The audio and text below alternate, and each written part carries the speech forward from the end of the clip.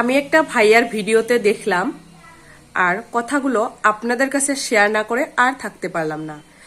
আপনারা আমার এই ভিডিওটা সম্পূর্ণ দেখবেন, দেখে ভাইয়ার কথাগুলো ঠিক নাকি আমি বলা কথাগুলো ঠিক একটু বিচার করে জানাবেন।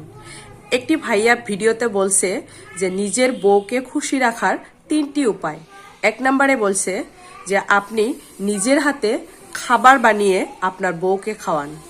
2 নম্বরে বলছে যে ঘর ঝাড়ু, কাপড় ধোয়া, রান্না বাড়া এসব কাজ আপনি নিজে করুন। আর 3 নম্বরে বলছে আপনার বউকে শুধু ভালো ভালো দামি দামি গিফট দিন। কিন্তু আমি বলছি ভাইয়া এসব পুরোটাই উল্টা। আপনার বউ আপনার মন পছন্দের খাবার রান্না করে আপনাকে খাওয়াবে। আপনার সমস্ত সংসারের কাজ গুছিয়ে আপনার সংসারটাকে ফুলের মতো সাজিয়ে রাখবে।